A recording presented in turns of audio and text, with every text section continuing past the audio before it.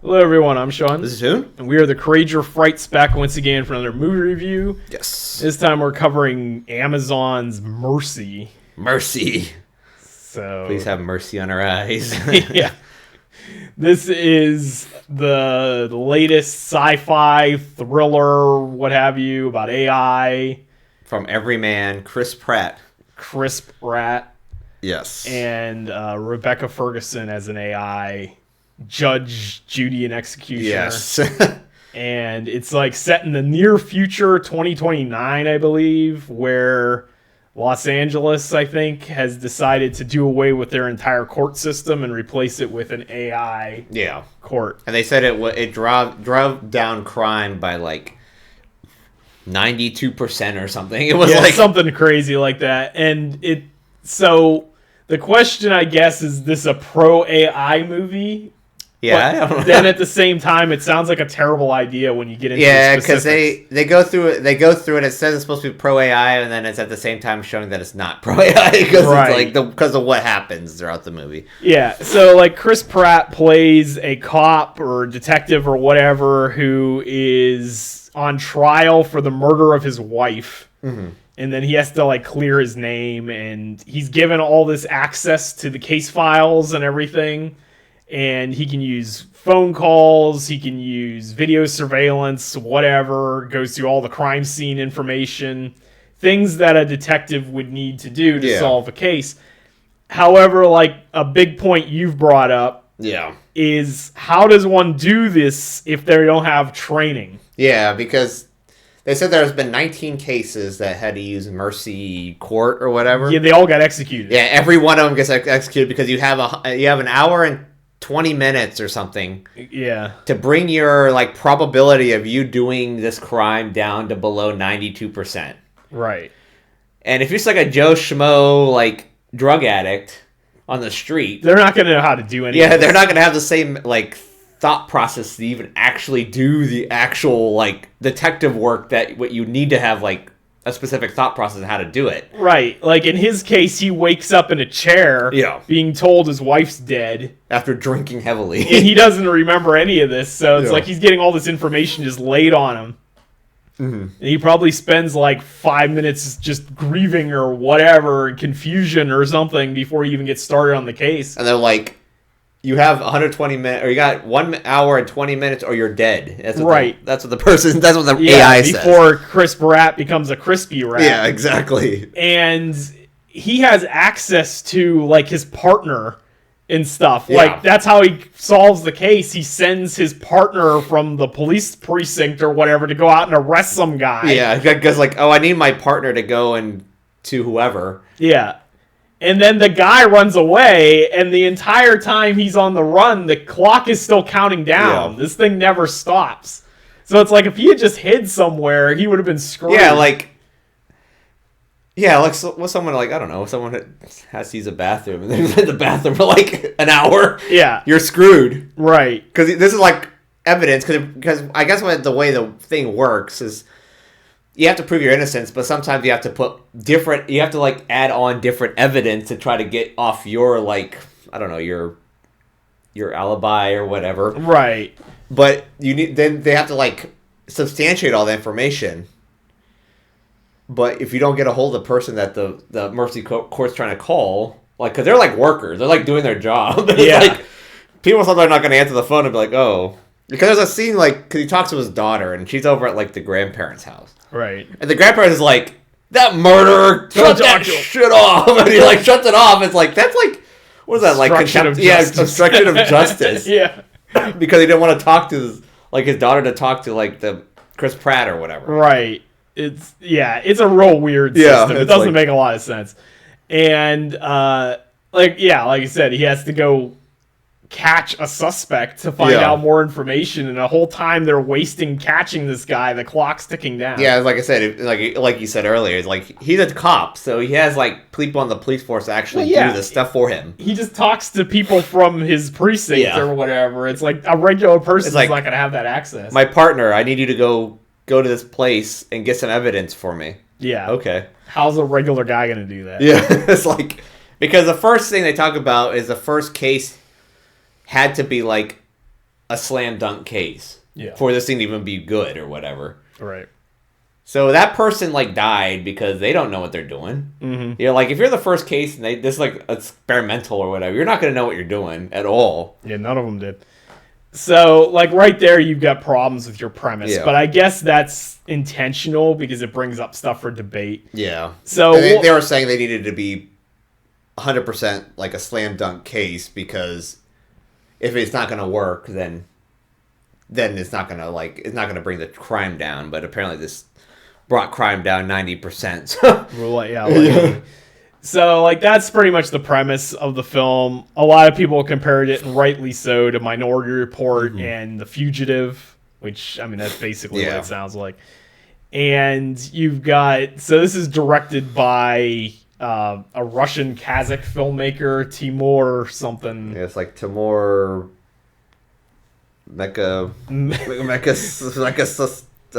Molotov. Becca Mambatov. Bekmambetov. So Bekmambetov, this is the guy who directed Abraham Lincoln Vampire Hunter. Yes. And a few other movies. I think he did, was that Night Watch or something? It was like a Russian sci-fi. He did Night Court. Horror movie. Night Court. The Russian edition of Night Court. Yes. So, yeah, this director's been around for at least like 20-some years. But he's never really produced anything outstanding, I don't think. And it's weird that Amazon went all in on this guy.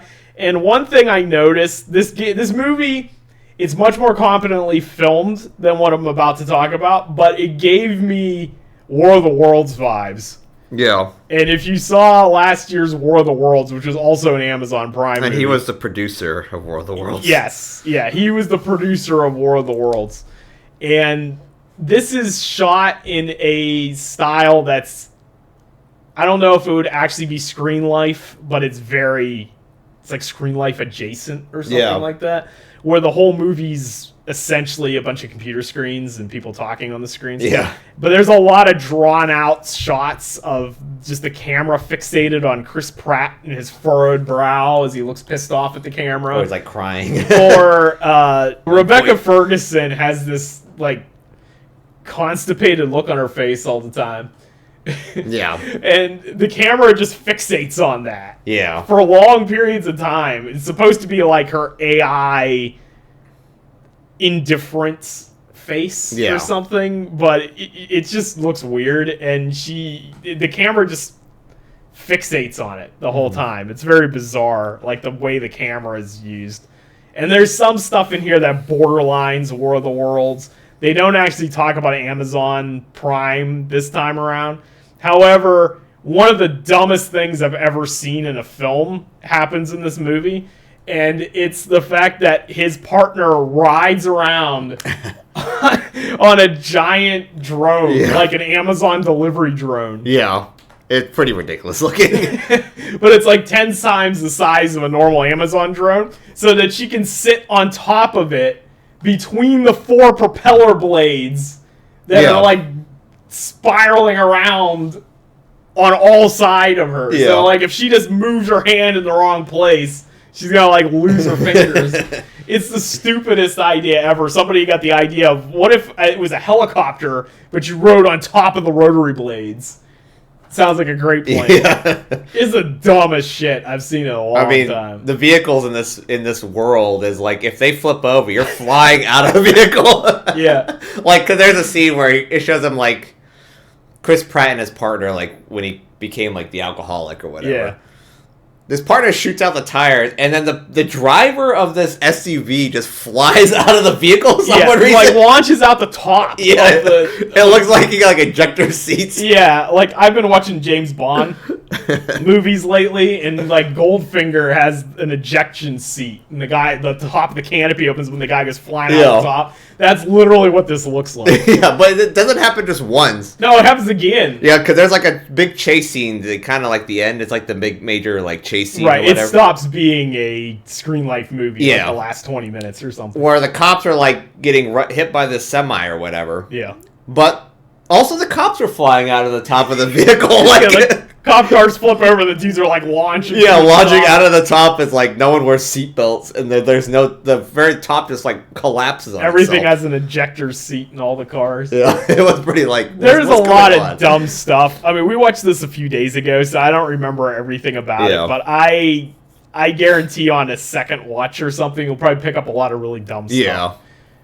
It, like I said, it gave me War of the Worlds vibes. It's not nearly as incompetent as War of the Worlds, but it's not a great deal better. No. It was competent enough that Amazon could get it in theaters. Yeah. Which, personally, there was a movie they made a couple years ago that was an Amazon Prime original or whatever, The Tomorrow War. It was it was like a ripoff of Live, Die, Repeat or whatever, but with Chris Pratt again. It's starting to see a pattern here. Yeah. And I actually kind of enjoyed that one. Like, I would have liked to have seen that in theaters. That was a much better movie than this, but for some reason we got this instead. Yeah, at least that's the one good thing. I mean, Amazon is at least putting their movies out in theaters. Trying, I guess. Yeah, at least I don't know how many. Like, I don't really know about Amazon Prime stuff, really, because like I guess Fallout's really the only thing I know. Maybe Lord of the Rings. Yeah, the Rings of Power. But everything else is like I don't really know anything else about their movies or whatever. I guess they had like Electric State was that was Netflix. That was Netflix, but which also Chris Pratt. Yeah, Chris Pratt. I was like thinking of any Chris Pratt movie. I thought it might have been like Amazon, but I guess not. And the War of the Worlds was the big one, but people made fun of that like crazy. That wasn't a big one though. It was only a big one because people made it, like us watched it and made it big. Yeah. Amazon like dumped that in the night. Yeah. Like one day they posted a trailer and then like 2 days later they released it. And I guess they have that documentary that's come out, Melania or like Melanie or whatever. Melanie. Yeah. Yeah. But they did that one too. Yeah, that's the other one, I guess. But they brought that in theaters too, so which sold out in our theater. Yeah, it sold out in our theater. The only movie that's ever sold out in our theater is Melania. Yeah. But just so you know, there's like 3 people in an average Avengers film in our theater. So our theater is like the antithesis of what normally happens in ticket sales. People in our theaters walk out after 10 minutes and suddenly they walk out with their drink and their popcorn just sitting there. Abandon their concessions in the middle of the aisle. That's like a $20 bill they just wasted. Yeah. So they're maybe not the most savvy. Yeah. But yeah, it's a weird situation. Amazon as a whole is like, I don't know what they're doing. Yeah. Like, I mean, I have a feeling what they're doing is if you get a bunch of failures, they can just tax right off. Yeah, that's probably what they're doing. Well, they're definitely doing something shady. Like, Iron Lung is the second most popular movie. Yeah. Which, I mean, we saw. Go check out our review for that. Yeah. And we also saw Send Help, which is the #1 movie, and that will be our next review. Yeah, our next review after this. And, so Iron Lung was definitely #2. Mm-hmm. But, like, Markiplier himself posted this curious video where he posted that they show, like, Box Office Mojo or whatever, shows the box office for the week. On Friday, he's #1. He's right up there, or he's, like, #2 or something. I think he's #2. He's right below Send Help. And then Saturday, he's gone. And Melania is #2. Yeah.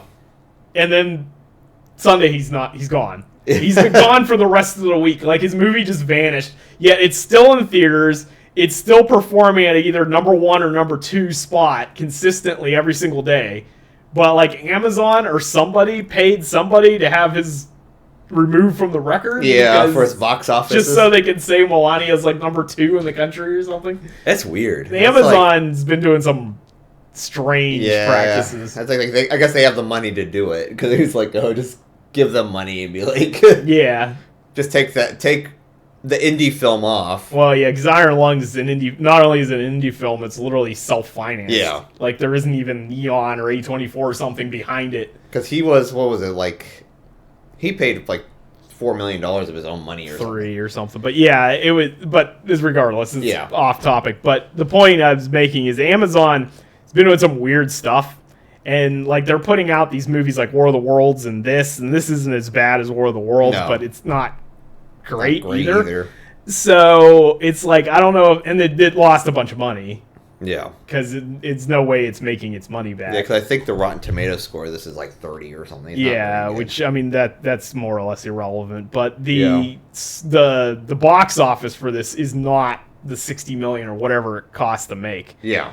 So like they lost money on this. They definitely lost money on Melania, but they're probably using it as some kind of tax write-off or some crap or some kind of investment from Trump or something. Yeah. I don't know what their game is with that. But like there's definitely that's a loss. This is a loss. Like Rings of Power has to be a massive loss. Yeah, because that's like $1 billion show. They're putting billions of dollars into that show and no one's watching it. That's what it says. Like the way they must have it is like if you're an Amazon Prime member, you're just automatically a viewer or something. I wonder how they make. I don't know where they get their money from. Like the deal with Amazon Prime is different than everyone else because most people I think have Amazon Prime for free delivery. Yeah. And they don't watch the shows off the Amazon Prime. Right. Whereas everyone else, like Netflix and stuff, all they do is television. Yeah, because you're in that specific subscription for a specific thing. Yeah. Amazon Prime is not that way. Right.